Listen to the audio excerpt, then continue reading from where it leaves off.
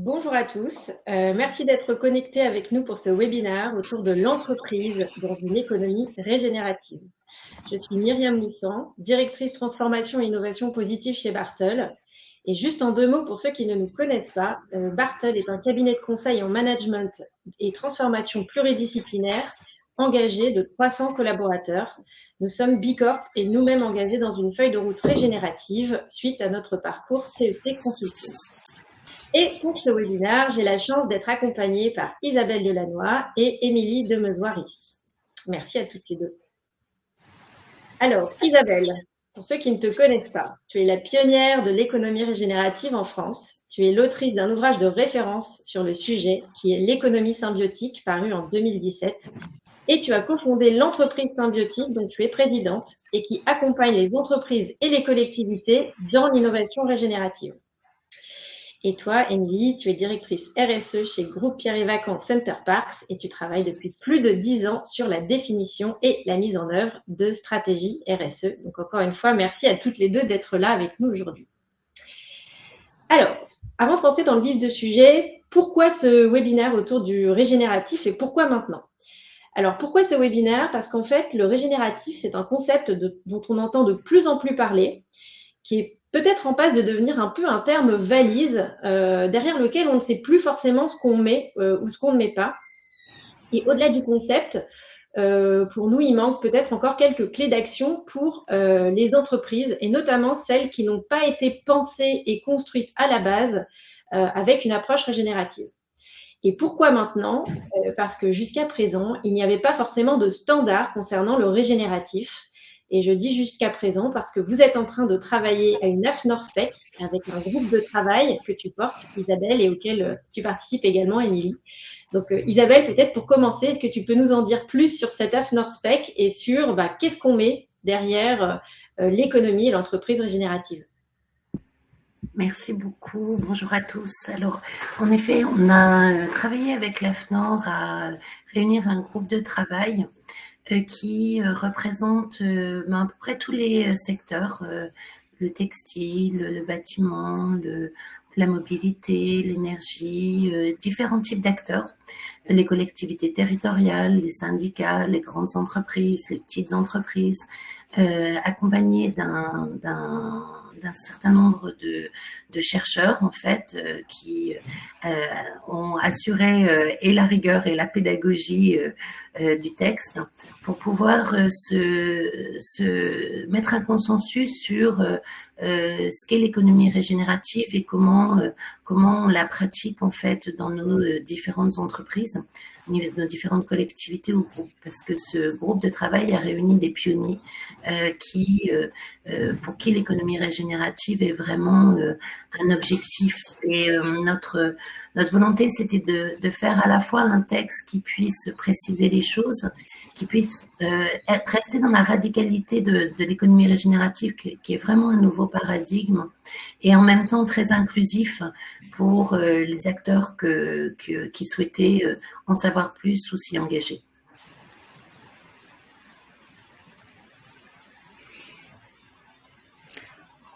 On n'entend plus Myriam. Ouais. Je dis qu'il y a une remarque dans le chat d'Emmanuel qui dit « Beaucoup d'entreprises n'ont pas été créées sur la base d'une vision régénérative ». Est-ce que c'est exact ?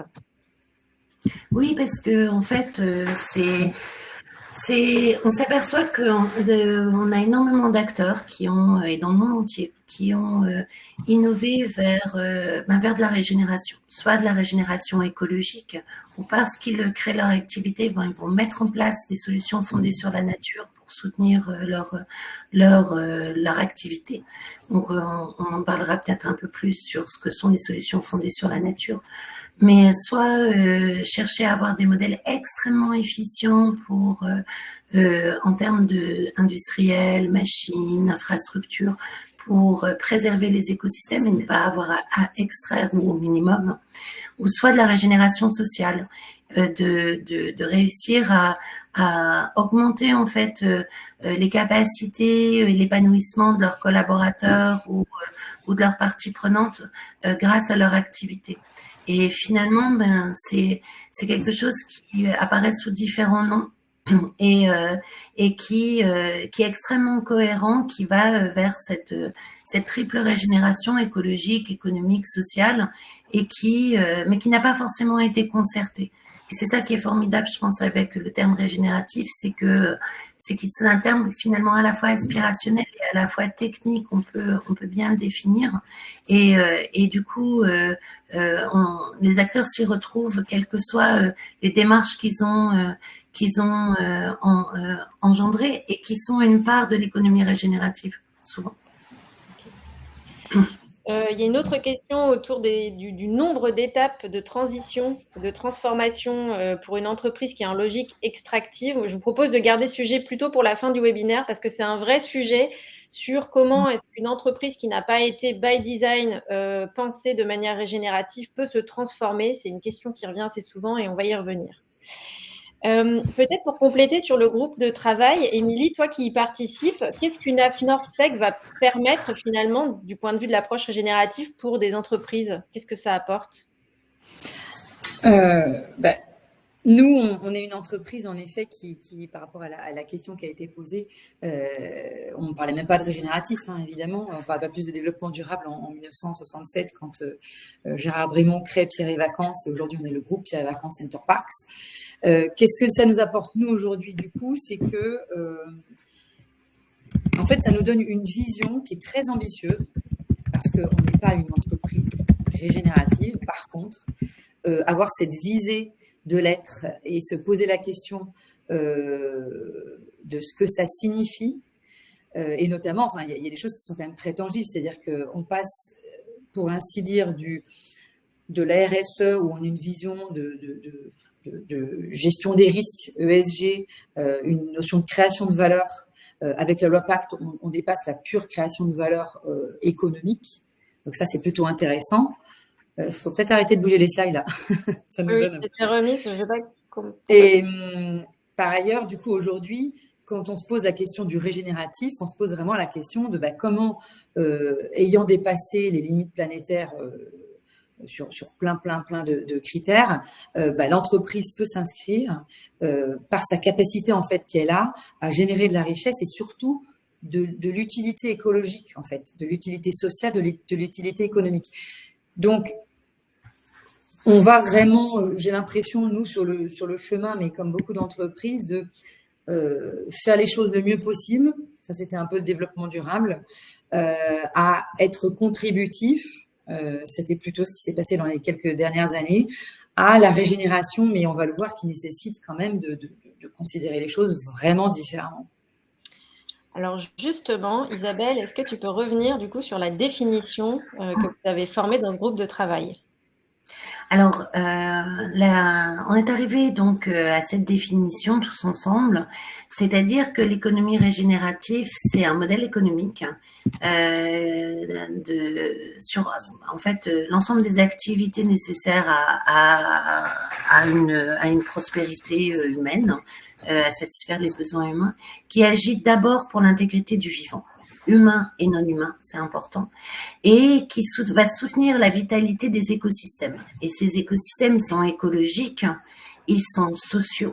Et l'organisation dans un projet régénératif, elle va co-construire avec ces écosystèmes écologiques et sociaux dans une spatialité définie. Alors, on a eu beaucoup de débats sur le terme spatialité.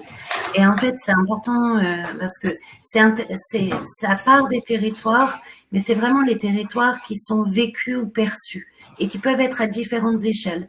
Donc, on va, par exemple, agir au niveau de sa biorégion, de son territoire, là où on est ancré, sur les services rendus par les écosystèmes vivants, sur son écosystème social, sur son écosystème économique, mais ça va en même temps permettre d'agir sur les grands cycles de la planète et donc d'avoir des actions sur l'absorption carbone ou la diminution des impacts sur ces grands équilibres. Donc c'est ça ce que recouvre ce terme spatialité. Selon si on regarde loin, on va avoir un territoire vécu ou perçu qui va être la planète, mais qui va être aussi son territoire proche. Et ce qui est très important, c'est que on est dans des modèles qui créent de la valeur.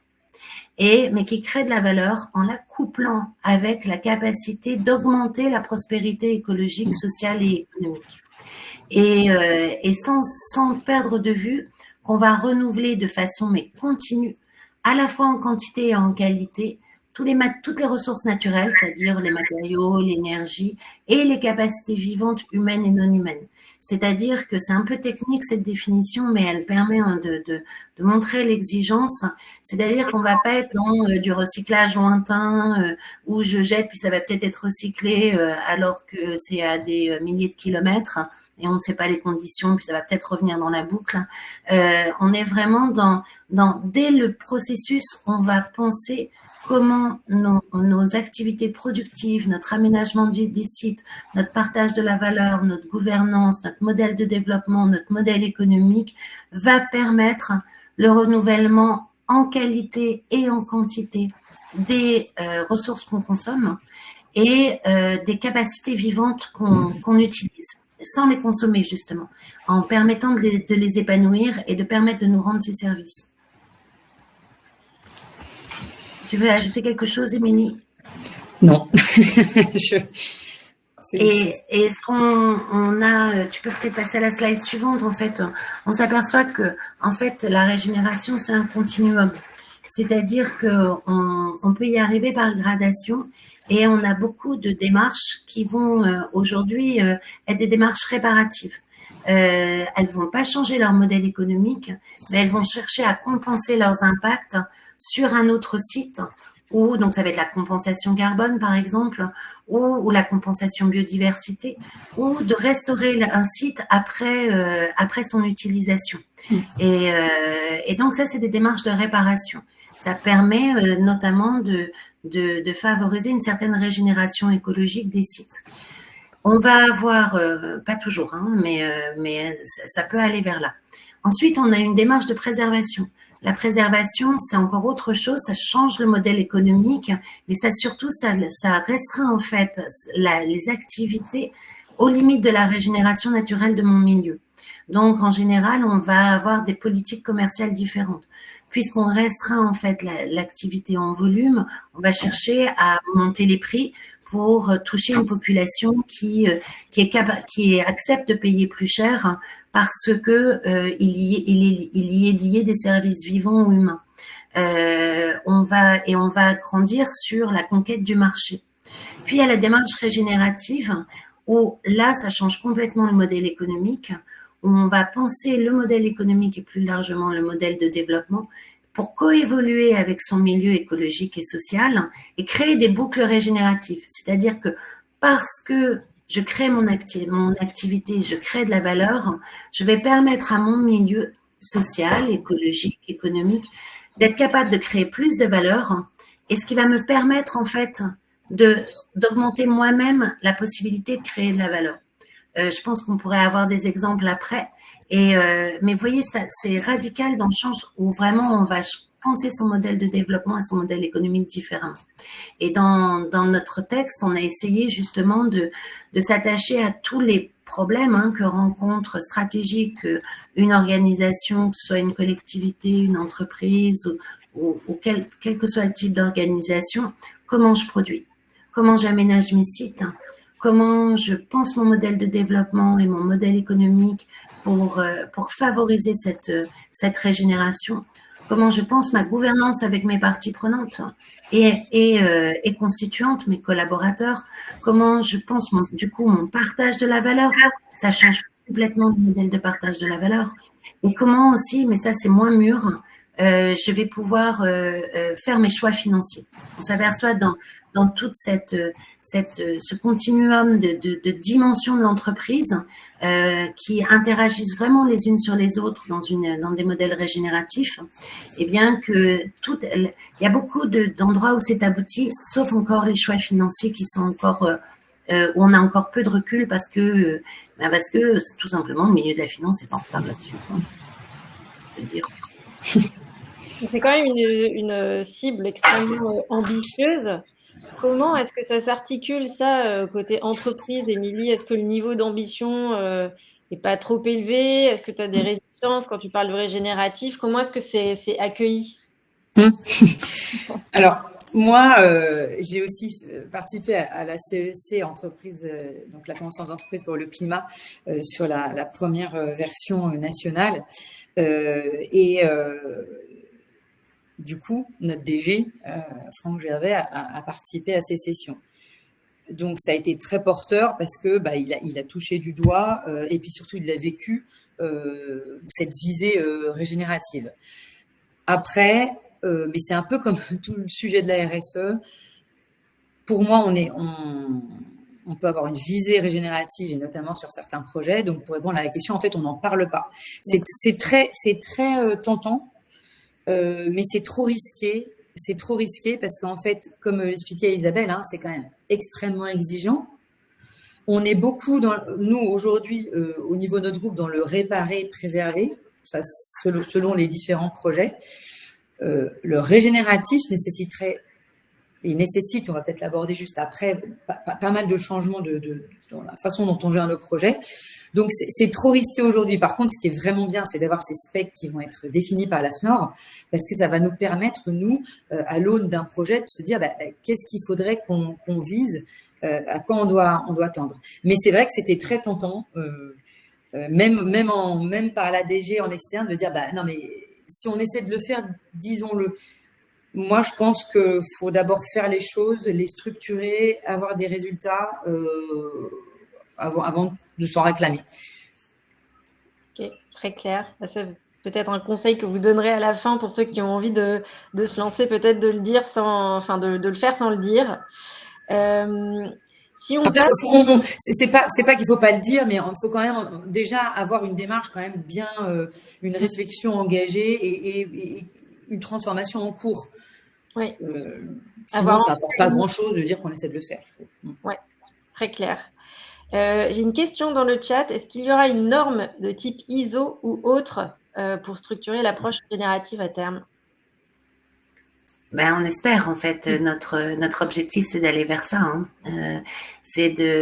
L'avantage de l'AFNOR Spec, c'est que ça permet d'être très innovant. Parce que l'économie régénérative, forcément, à partir du moment où vous êtes profondément, ça part des territoires, c'est en dialogue avec son milieu social, écologique, économique, donc c'est coévolutif. Donc il s'agit de pas figer, d'avoir un texte qui est aussi coévolutif même dans un texte normatif. Et donc ça nous a permis en fait d'avoir un texte assez rapidement avec un groupe de travail très soudé. Et d'avoir des processus aussi très nouveaux. On a par exemple essayé d'intégrer une gouvernance du vivant. Donc voilà, c'est pour ça qu'on est parti d'une AFNOR Spec.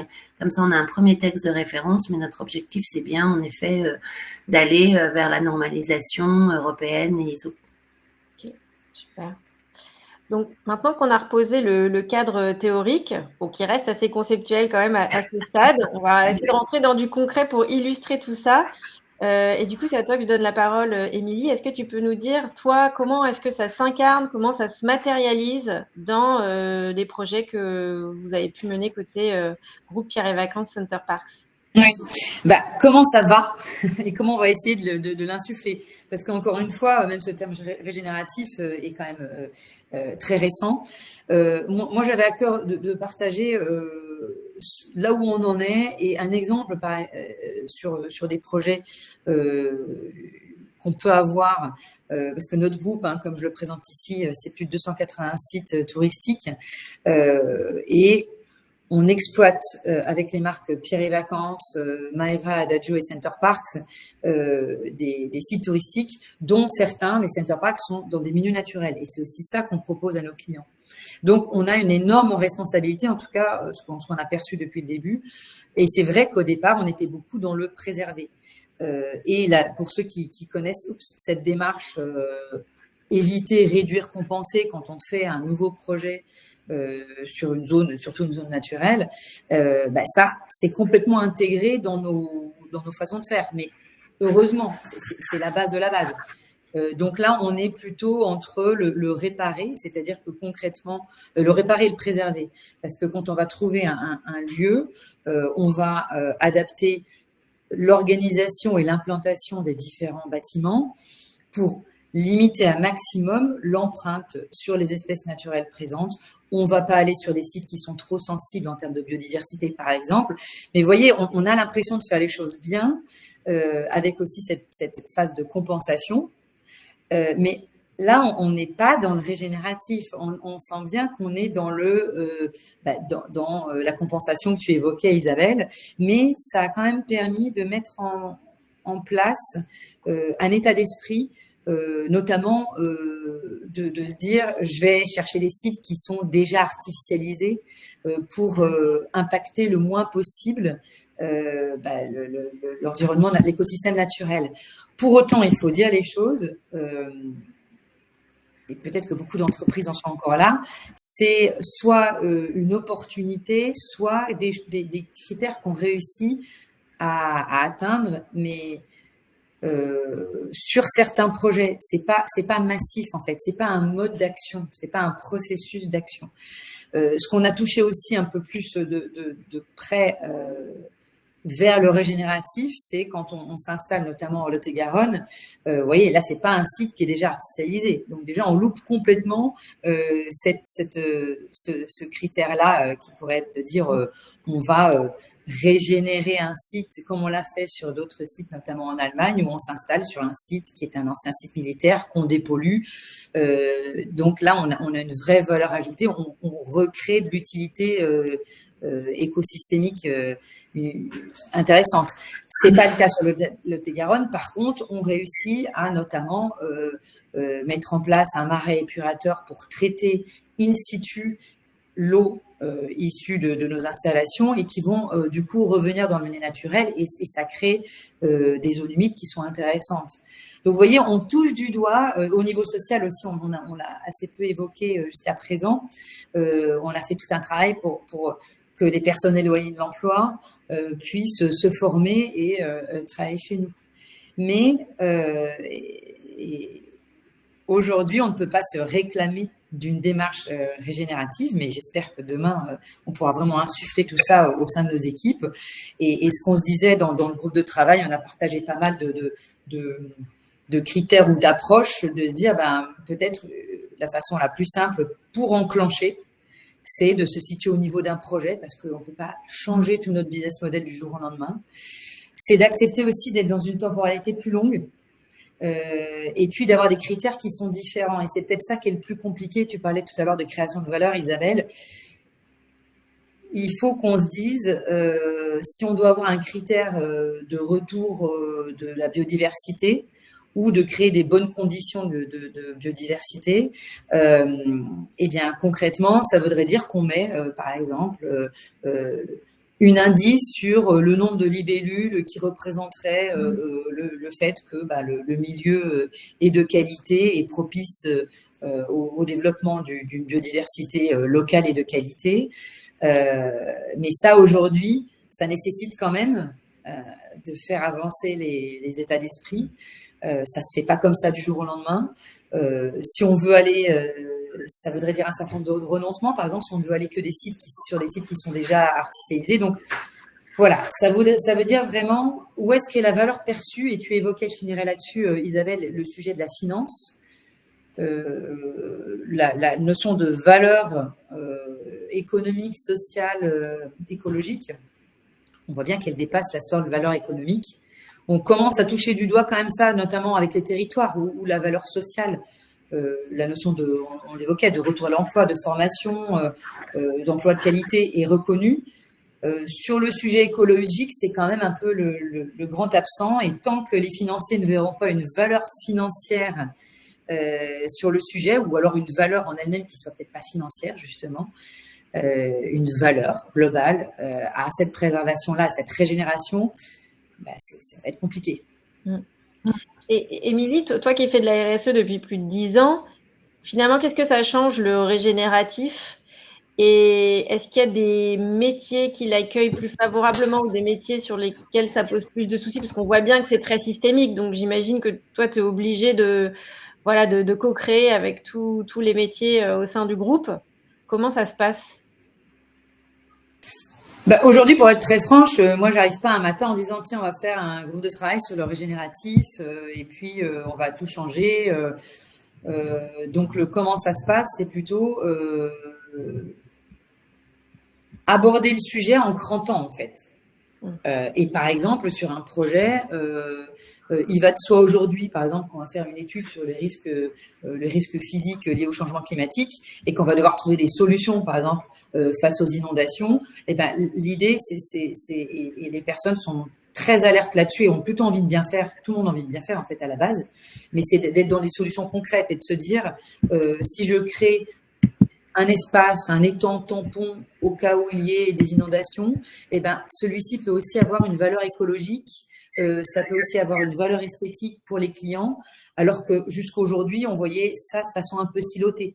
Donc, pour répondre à ta question, le plus compliqué, c'est de désiloter, c'est de donner une visée qui soit positive, mais très concrète, parce qu'on n'emporte pas des gens avec une simple théorie. Mais c'est un beau chemin, je pense, parce qu'encore une fois, je pense que chacun, on cherche des solutions à notre niveau. Alors, j'ai pas mal de questions dans le chat justement sur comment convaincre les acteurs de la finance, comment ça s'appuie peut-être sur l'approche comptable financière CARE. Je sais pas, toi, Isabelle ou si Émilie, vous avez un peu des éléments de réponse. Moi, peut-être ça m'appelle une question, c'est j'imagine que toutes ces initiatives-là, elles permettent quand même de sécuriser un peu plus les actifs, enfin l'actif que représente par exemple un lieu, Center Park par exemple, parce que ça augmente sa résilience. Est-ce que ça peut être un levier ou voilà, comment est-ce que vous voyez le sujet? Je réponds, puis après je te laisse Isabelle. Nous, ce qui est clair, et moi je l'ai vu déjà en RSE au moment où on est passé de la vision. Alors c'est très technique, mais c'était l'article 225 de la loi Grenelle 2 où on devait dans notre reporting qui portait beaucoup du coup une stratégie parce qu'on devait publier, donc il fallait qu'on ait une stratégie qui soit en place avec des KPI. Et donc on est passé un peu d'une liste de, je crois qu'il y avait plus d'une quarantaine de critères à une vision avec la déclaration de performance extra-financière qui était une vision risque et opportunité. Et bien là, je pense qu'aujourd'hui, de la même façon que le climat s'invite vraiment dans la gestion des entreprises, et ben être garant ou créer les conditions comme jusqu'à temps le régénératif de l'épanouissement du vivant et de la conservation et de l'épanouissement de l'utilité écologique et des écosystèmes, il faudrait que ça relève de la même verve en liant ça à des risques et des opportunités parce que il faut quand même qu'on se rencontre sur un moment une gestion d'entreprise. Après, pour moi, il faudrait quand même cette notion de valeur globale, elle est pas encore là. C'est-à-dire que tant qu'on verra des projets entre guillemets uniquement avec des ROI face à des CAPEX ou des OPEX, ça va être compliqué. En fait, moi, je suis plus mesurée par rapport à ça. C'est-à-dire que des projets avec des ROI, des CAPEX et des OPEX, on n'a pas de souci, en fait, quand dans les entreprises natives régénératives, en fait. Et au contraire, elles montrent des niveaux de performance très importants. Mais ce qui est intéressant, c'est qu'on dit oui, mais c'est des natives, etc. Mais en réalité, elles sont très inspirantes aussi pour des entreprises plus importantes et qui ont besoin de se transformer.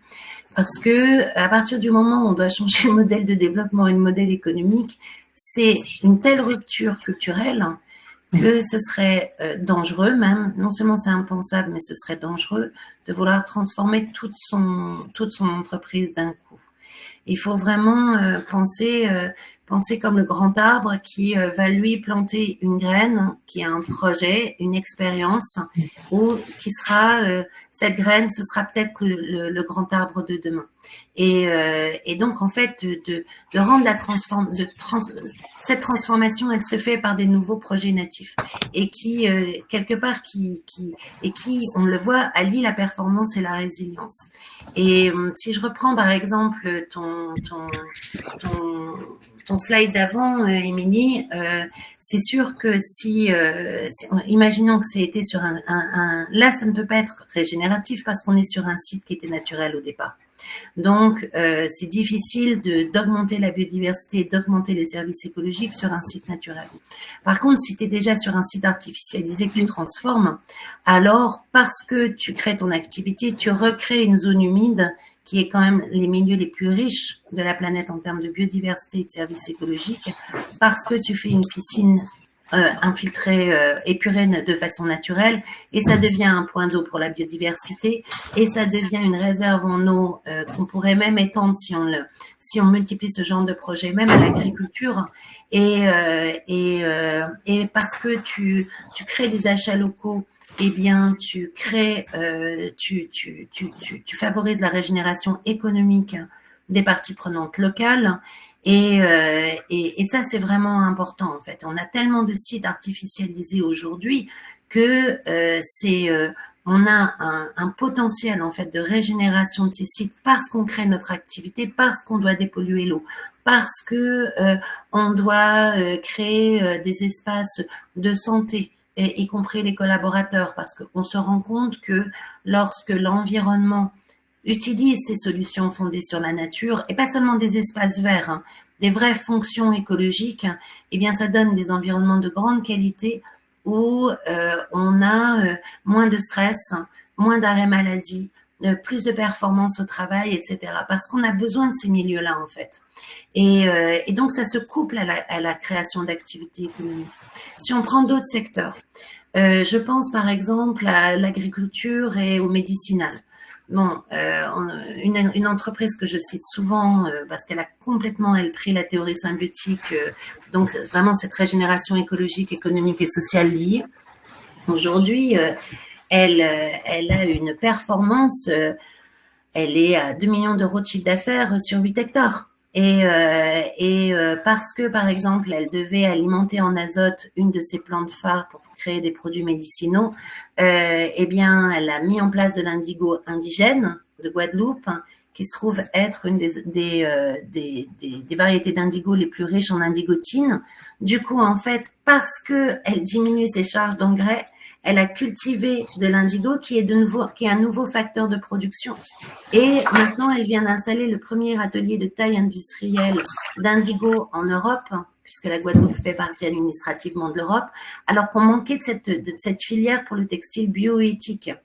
Et du coup, il a transformé une diminution de charge maintenant en facteur de production. Par exemple, une huile très très précieuse en termes médicinaux de régénération, très cicatrisante et donc aussi très anti-rides, etc. Donc qui a beaucoup de valeur à la fois médicale et cosmétique, qui était très cher à produire parce que la graine est enfermée dans une coque qu'il est difficile de casser sans abîmer la graine. Et il a installé des arbres à chauve-souris parce que en fait là, il se trouve que la petite pellicule blanche à l'intérieur de la coque est la friandise des chauves-souris, et donc les chauves-souris cassent la coque et laissent tomber la graine. Et du coup, il avait juste à étendre un tapis pour récupérer les graines. Mais si les chauves-souris avaient eu faim, elles auraient mangé la graine. Donc, il a installé les manguiers pour pouvoir nourrir les chauves-souris, et de l'excès de mangue, il les commercialise. Donc, si vous voyez, on voit vraiment comment c'est créateur d'abondance, notamment dans des systèmes vivants, et ensuite comment on va devoir s'associer souvent parce qu'on crée des ateliers de production et il faut pouvoir les valoriser ou pas. Des piscines naturelles, par exemple. Je discutais avec un architecte de piscines naturelles, de collectivité territoriale. Ça diminue de 50% les charges, ça diminue de 30% à l'investissement. Et les plantes qui servent à la phytoépuration de l'eau, eh bien, en fait, maintenant, ils en font une pépinière pour les commercialiser. Donc, vous voyez, c'est là où il y a une création de valeur. Vous créez du milieu social, du milieu écologique. Donc, ces piscines, en général, en plus, ont énormément de succès parce que l'eau est douce, parce que justement, il n'y a pas de chlore, il n'y a pas d'eau de javel, donc ça ne pollue pas les milieux. Et en plus, ça permet de créer de la valeur écologique, mais aussi de la valeur économique parce que les plantes, elles poussent tout simplement. Et sur le bois de chauffage, on a par exemple des exemples dans les Pyrénées où des collectivités ont créé des chaufferies à partir de pellets et de bois élagué. Donc ça crée un emploi pour 30 foyers chauffés. C'est résilient à l'inflation. Et ça permet aux agriculteurs de conserver leur haie parce que finalement leur haie est valorisée. Donc on crée de la valeur économique, de la valeur sociale, de la valeur écologique. Mais vous voyez bien que ça c'est impossible si on ne pense pas avec ces parties prenantes. Donc tout le problème, et je discutais avec la CEC Finance justement, c'est de comment on finance des écosystèmes. Qui a le carnet de chèques d'un écosystème? Comment est-ce qu'on doit créer des écosystèmes financiers pour financer les écosystèmes régénératifs? C'est toutes ces questions-là qui se posent en fait. Et aujourd'hui, ce qui est génial, c'est qu'il y a des acteurs qui sont très motivés pour ça. On est en pleine recherche de solutions et le but aujourd'hui, c'est de réussir à se mettre à y aller et de prendre toutes ces initiatives qui convergent pour pouvoir trouver les solutions collectivement. Je pensais aussi à un cas, par exemple, d'hydrogène, qui a créé d'ailleurs une FNORSPEC des bassins symbiotiques hydrogène bas carbone, et qui, lui, alors que c'est de l'hydrogène vert, donc réputé non rentable, en tout cas non rentable selon des chaînes de production classiques, qui ont besoin d'énormément de subventions, pardon. Son hydrogène a été rentable au bout de 2 ans, et il pense même que son hydrogène va bientôt être gratuit. Pourquoi? Parce qu'il a créé tout un écosystème d'acteurs autour de la production de cet hydrogène, de l'utilisation de cet hydrogène, et l'hydrogène devient un vecteur de service. Et du coup, en fait, toute la valeur créée par la quantité d'utilisation et de produits grâce à l'hydrogène ou de valorisation de choses qui ne pouvaient pas être valorisées. Par exemple, ça permet de raccorder très facilement d'utiliser les énergies renouvelables qui n'étaient pas encore raccordées au réseau, parce qu'on va brancher en fait le générateur de batterie hydrogène directement en fait sur les éoliennes ou sur les panneaux solaires, même s'ils sont pas raccordés au réseau. Donc ça nous ouvre énormément de perspectives, notamment en milieu rural. Et en fait, ils ont créé même une société, enfin, ils cherchent là pour l'instant à créer une société de territoire pour répartir la valeur parce qu'ils ont besoin de tous pour être aussi rentables. Donc, c'est cette rentabilité par rapport à cette performance et par rapport à cette résilience, ça existe. Mais par contre, il faut accepter de changer en fait radicalement ces modèles. Et c'est cet investissement-là dont on a besoin. C'est pas des infrastructures de tuyaux, de plastique ou de cuivre ou de ce que vous voulez. Non, c'est des infrastructures sociales. Et on devrait pouvoir investir et les mettre justement dans le GAPEX, c'est pas dans les charges de fonctionnement, ces infrastructures sociales. Alors du coup, pour rebondir là-dessus, il y a 2 questions dans le chat, je pense, qui sont un peu liées. La première qui est, peut-on réellement parler de régénératif au niveau d'un projet sans travailler sur le modèle d'affaires de manière systémique? Et la deuxième qui pour moi est un peu liée, qui est une question, une remarque, est-ce qu'il n'y a pas un risque de se cacher derrière le marketing régénératif pour ne changer qu'en surface sans toucher en profondeur le modèle? Et finalement, quelle est la part, quelle est la contribution de l'entreprise sur ce plan-là? Je dis 2 mots, Émilie, et je te laisse reprendre. Je pense que on ne peut pas faire c'était le but de cette norme, on ne peut pas faire de régénératif sans changer radicalement en fait les modèles de développement et les modèles économiques. Où on peut le faire enfin c'est pas du régénératif, c'est de la restauration, voire de la préservation. La préservation c'est déjà plus difficile. Donc c'était un des objectifs de ce texte. Et ensuite, justement, c'est d'arriver à expérimenter de nouveaux modèles économiques, de nouvelles offres qui vont permettre en fait de regarder le métier d'entreprise autrement. Et peut-être, c'est ça qu'on espère nous, c'est quand on travaille avec les entreprises ou même les collectivités, c'est de permettre d'enclencher une nouvelle vision du développement et un nouveau modèle économique parce qu'on l'aura expérimenté à un endroit et par itération. Mais si on a parlé de projet, c'est justement pour pouvoir une entreprise peut pas dire qu'elle est régénérative si sur 100% de son chiffre d'affaires, elle en fait deux sur un seul projet. C'était ça aussi qu'on voulait éviter. Donc, si je comprends bien, c'est une stratégie de transformation. Commencer par des projets, des expérimentations et de les penser de manière régénérative, c'est plus une stratégie de transformation. Mais de toute façon, pour aller vers des modèles régénératifs, on est obligé de passer par une transformation radicale. Oui, ça c'est mon point de vue en tout cas aujourd'hui et l'observation. Émilie ? Émilie, je ne sais pas si tu peux ajouter. Non, moi c'était aussi la teneur de mon propos au départ, de dire... ça paraît peut-être un peu direct quand je vous ai dit, Myriam, nous, on n'en parle pas en interne parce que déjà, il faut déjà faire des choses et c'est tout ce que vous avez dit, c'est très transformationnel. Enfin, donc oui, je pense que pour répondre à la personne dans le chat, je partage le fait, il y avait d'ailleurs une tribune dans le monde qui avait été portée par plusieurs personnes sur le régénératif pour dire on arrête de le mettre à toutes les sauces et tout le monde tout à coup devenir d'un seul régénératif. Donc oui, le risque il est là. Après, l'intérêt, de toute façon, il faut qu'on se transforme. Et moi, je suis convaincue, alors c'est assez personnel, que l'entreprise a un rôle à jouer là-dedans et très important. Mais il faut qu'on travaille, comme tu le disais, Isabelle, avec les territoires. Cette notion de valeur globale qui m'est chère, il y a la valeur perçue, mais il y a en effet, c'est pas que du PNL ou des CAPEX ou des ROI. C'est un peu le pendant, je trouve quand même, avec un goodwill d'une marque en fait, qui et là, on peut se dire une entreprise qui participe vraiment d'une utilité. De mettre en place les conditions pour que les écosystèmes et les services écologiques puissent perdurer, voire s'épanouir, ça a de la valeur, mais faut-il l'apercevoir? Et c'est parce qu'on travaillera tous avec les territoires, avec les financiers, avec la société civile.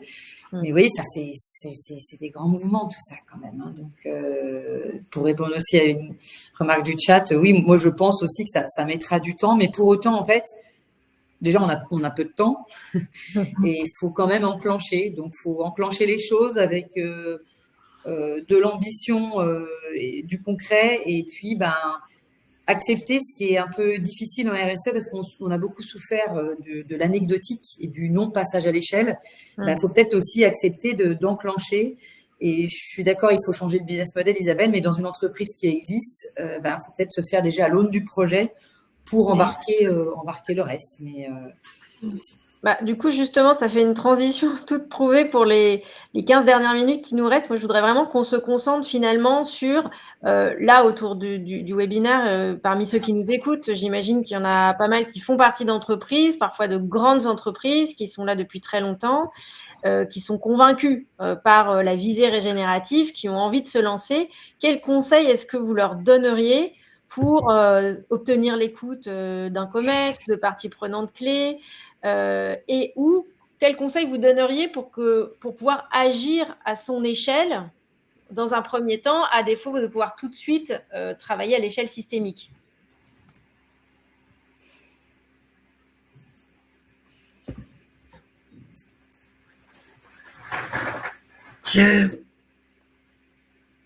Bon, moi, comme je disais, en fait, on doit d'abord en fait, il faut partir des besoins. Il y a une chose qui est très importante, c'est on doit s'aligner avec les besoins stratégiques, les besoins définis par le COMEX.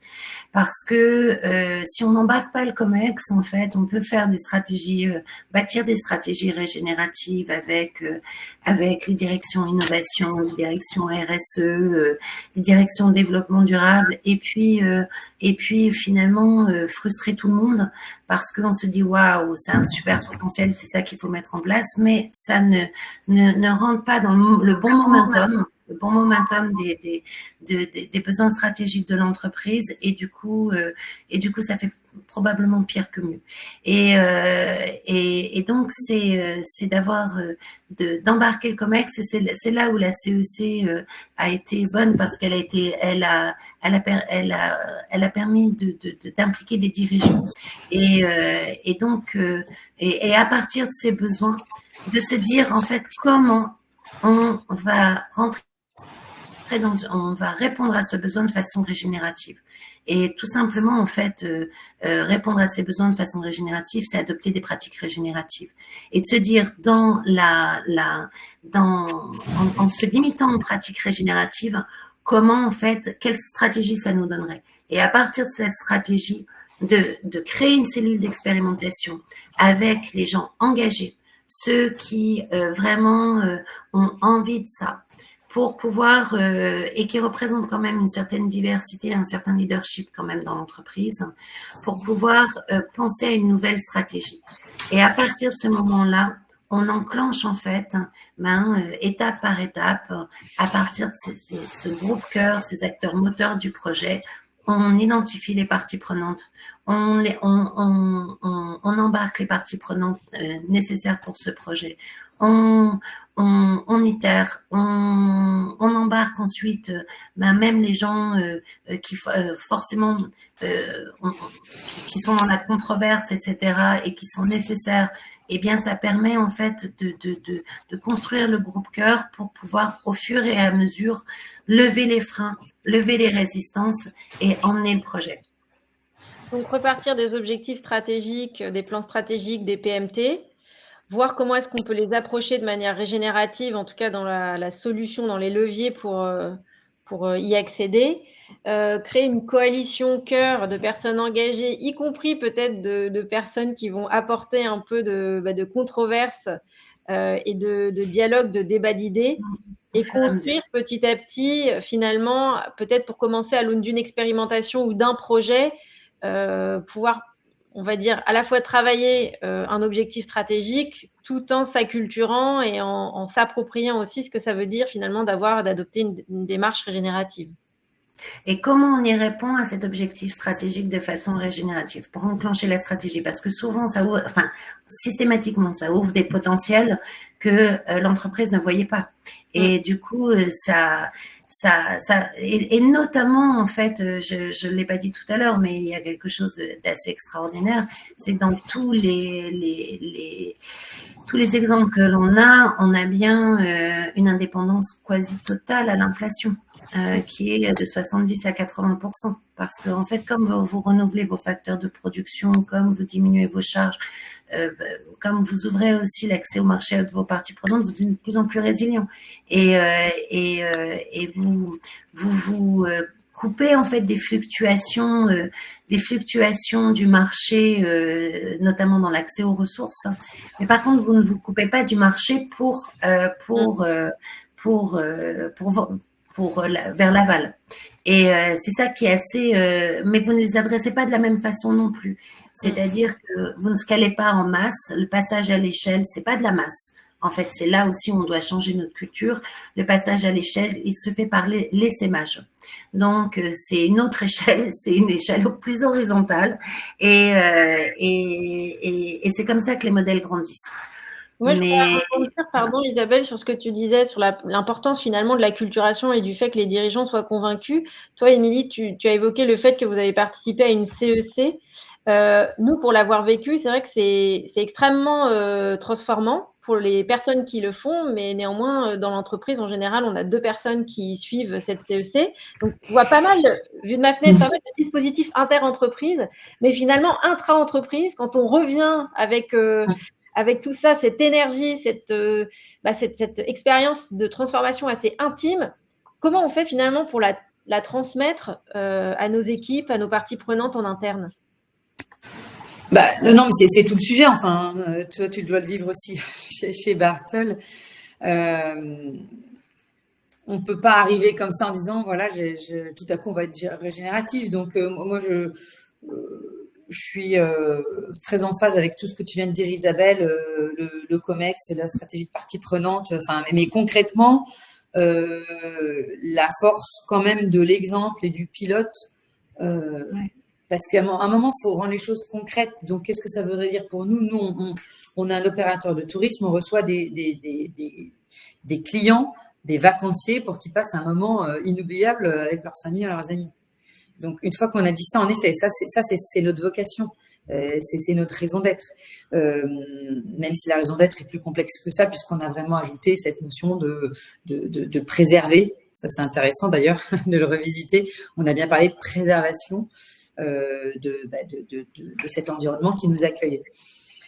Donc, moi, j'ai l'impression que pour enclencher, il faut idéalement prendre un projet. Donc, pour nous, le projet idéal, ce serait celui qui volontairement se situe sur un site pollué ou déjà artificialisé, comme on l'avait déjà fait, je vous l'ai exprimé plutôt en Allemagne, et que sur ce site-là, on puisse se dire comment est-ce qu'on bonifie, comment est-ce qu'on apporte ou comment est-ce qu'on garantit l'épanouissement des services écosystémiques existants, que ce soit parce qu'il y a des arbres, parce qu'on va peut-être ouvrir certains milieux pour créer des clairières, mais avec vraiment cette vocation de bonifier et qui est purement orientée sur l'écosystème en lui-même et pas à notre service. Et là, pour l'instant, mais ça, on sait faire en fin de compte. Mais il faut mettre le curseur un peu à un autre endroit, en fait.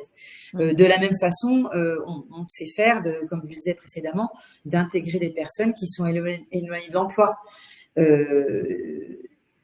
Mais il faut qu'on en fasse, en fait, des objectifs un peu comme l'impact va chercher d'être additionnel avec tous les critères de l'impact. Il faut qu'on considère des projets dans cette création de valeur partagée pour tous, y compris pour les écosystèmes. Alors, donc il faut lancer ce projet-là et se dire en effet, la libellule, elle deviendra un des indicateurs de l'état des lieux et de l'état de santé de l'écosystème. Mais on n'a rien à y gagner en fait, financièrement. Donc c'est aussi ce discours-là qu'il faut apporter, mais on a tout à y gagner parce que probablement, si on reste vraiment dans la sphère pure business, un étang, c'est un endroit sympathique pour les clients, ça apporte, c'est à côté esthétique, on adore se balader au bord de l'eau, et puis la relation à la nature, enfin là, ça ouvre encore tout un autre pan, mais vous voyez, il y a une vraie aussi valeur expérientielle pour le client. Mais peut-être que dans d'autres entreprises, faut pas chercher, en tout cas, c'est plutôt le sens de mon propos, de tirer profit des mesures qu'on va prendre pour cette régénération. Et ça veut dire qu'il faut qu'on change aussi un peu notre mentalité. Mais c'est faisable, mais ça va mettre du temps et il faut que les entreprises by design s'inscrivent dans le régénératif. Les entreprises by design nativement régénératives, elles peuvent être extrêmement inspirantes justement pour les entreprises qui sont déjà là et qui ont envie de se transformer. Et quelques questions dans le chat autour de la thématique. Finalement, est-ce que le régénératif, c'est accessible à toutes les entreprises? Quid des activités qui n'ont pas d'impact très direct sur le vivant? Et une autre question sur est-ce que vous avez des exemples de régénératifs et de centres de santé en lien avec des centres de santé? Alors, il y a pas mal d'exemples sur le régénératif et les centres de santé, notamment l'importance du vivant, justement, sur l'accès au vivant, ne serait-ce que par la vue. Ça a diminué les jours d'hospitalisation, ça a diminué les besoins. Ça a été la première étude, d'ailleurs, en vivant et santé dans les années 90 qui a montré que les patients qui avaient vu même sur un seul arbre, en fait, ça diminue déjà les doses de morphine, les besoins en morphine et les journées d'hospitalisation. Et ensuite, dans les années 2000 et 2010, on a eu de plus en plus d'études qui montrent un impact mais vraiment important des écosystèmes vivants sur notre santé. Donc, moi, par exemple, mais c'était probablement trop tôt, en 2013, je crois, je sais plus, 2018. J'avais dessiné j'avais designé un hôpital, justement, c'est un hôpital symbiotique, régénération écologique, économique et sociale. C'était probablement trop tôt en lien avec son territoire.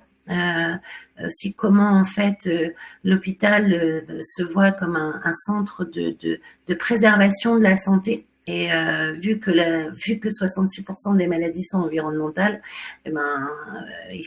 agissons sur l'environnement et que l'hôpital puisse être une façon avec tous les flux énormes en fait qui passent par un hôpital, que ces flux soient régénératifs en fait pour le territoire, pour l'écologie et pour le social. Et donc oui, c'est possible. Quelque part, c'est une autre façon de voir sa raison d'être. Enfin, ça change la raison d'être du système de santé. Tout à fait. Tout à fait. Il faut, mais de toute façon, ça, en fait, ça, oui, ça change la raison d'être. Ça demande en fait souvent à regarder sa raison d'être un peu au-dessus et de voir en effet qu'est-ce qu'on devient dans un écosystème en fait. Quel est vraiment notre rôle dans notre écosystème. Souvent, c'est intéressant. Votre mission vous relie à votre écosystème en fait et permet de l'identifier. C'est ceux qui partagent la même mission que vous. Ou en tout cas qui sont raccord avec cette mission. Et la place dans l'écosystème, c'est sa raison d'être. Qu'est-ce qu'on apporte spécifiquement dans cet écosystème? Et là, souvent, elle change. Mais ça, c'est mon associé Patrick Samama qui vous en parlerait mieux. Merci beaucoup à toutes les deux. Est-ce que vous avez d'autres messages à faire passer? Si vous aviez un dernier cri du cœur pour ceux qui nous écoutent.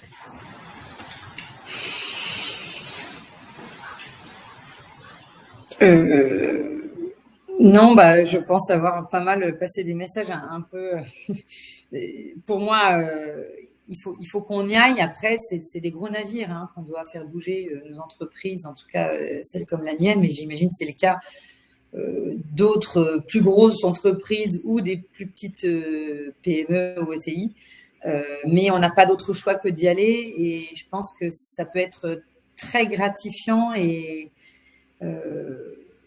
moi, je ressens vraiment en interne que le constat, tout le monde là, sur les limites planétaires, on le voit bien aussi au niveau des tensions sociales. Et du coup, chacun a envie de faire sa part. Donc, le régénératif peut s'inscrire dans quelque chose de très positif, mais il ne faut pas le galvauder, il faut le faire avant de le dire. Mais c'est une belle vision. Merci beaucoup, Émilie. Moi, j'ai envie de dire rendez-vous en septembre quand on aura publié l'AFNOR Spec, dont on est quand même assez content, qui permet d'être une base concrète aussi de discussion et pour, j'espère, susciter beaucoup de pilotes vers cette économie et qui permet qui permet d'apporter quand même un nouveau souffle dans un paysage bien noir en ce moment. Donc, il n'y a pas... C'est vraiment... comment dire, il y a plein de scénarios pour l'avenir, on le voit. Il n'y en a pas beaucoup de réjouissants. C'est une petite voie de passage, mais qui peut donner, qui est étroite, mais qui, à cause du temps, à cause de la complexité, mais qui est vraiment enthousiasmante. Merci beaucoup Isabelle, merci beaucoup Émilie. Moi, si je devais avoir un petit mot de la fin, quelqu'un demandait dans le chat ce que Bartol faisait pour accompagner cette bascule. Bon, déjà, nous, notre équipe, en tout cas, elle est très convaincue par ce futur souhaitable, qui est l'entreprise à l'ère de l'économie régénérative. Et nous, c'est principalement via l'accompagnement de nos clients, à l'acculturation.